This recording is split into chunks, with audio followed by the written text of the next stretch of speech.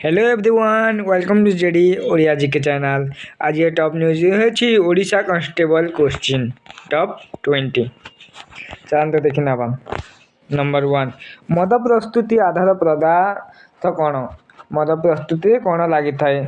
Right answer है महुल फूल मद बनी थाए। महुल फूल मद तैयारी होता है।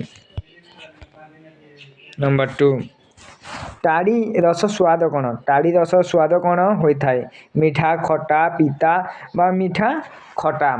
राइट आंसर हूँ मीठा मीठा होता है। नंबर 3 देशी मदर रंग केमिति थाई? देशी मदर रंग स्वच्छ धला रही थाए। क्षीर भली थाए, कला थाए बा घनाली थाए। राइट आंसर है स्वच्छ धला। नंबर 4 अबकारी कांस्टेबल माने क्यों पदवी को पदोन्नति पाती? राइट आंसर है अबकारी ASI।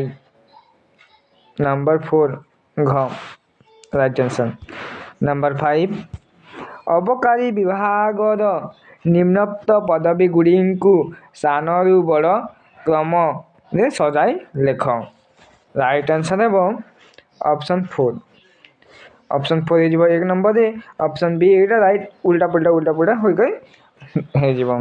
नंबर 6 वर्तमान ओडिशा रे राज्य रे क्यों अबकारी अधिनियम बा नियम बोली चलुछि? राइट आंसर है बिहार ओडिशा अबकारी स्वच्छ नियम 1915 मसीहा। राइट आंसर ऑप्शन क है। नंबर 7 बिना अनुमति रे केते परिमाणर अफिम जड़े निज पाखरे रखी पारिबे? बिना अनुमति रे केते रखी पारे? 5 ग्राम, 10 ग्राम, 25 ग्राम बा आदो नुहे। राइट आंसर है ऑप्शन घ आदो नुहे। बिना अनुमति रे के भी रखी पारिबे नहीं। 8 काठ पालिश पाई व्यवहृत फिसिर नाम कौन? राइट आंसर है ऑप्शन ख डिंचेस फिसिर। नंबर 9 अंतर्जातीय निशा द्रव्य अपव्यवहार और अवैध कारोबार निषेध दिवस क्यों तारीख रे पालन करा जाए? राइट आंसर है ऑप्शन ख जून 26 रे पालन करा जाए। जून 26। नंबर 10 अंगूर रसरू क्यों मद तैयारी होता है? अंगूर रसरू क्यों मद तैयारी होता है? राइट आंसर है ऑप्शन ख ब्रांडी। ब्रांडी मद तैयारी होता है अंगूर रसरू।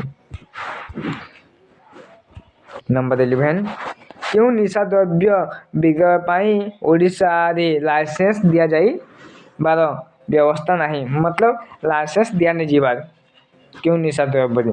राइट आंसर है ऑप्शन ख गंजेई रे लाइसेंस नहीं। मद रे दिया जाई, भांग रे दिया जाई, सबुति रे दिया जाई, हेले गंजेई निशा रे लाइसेंस दिया जाई नहीं।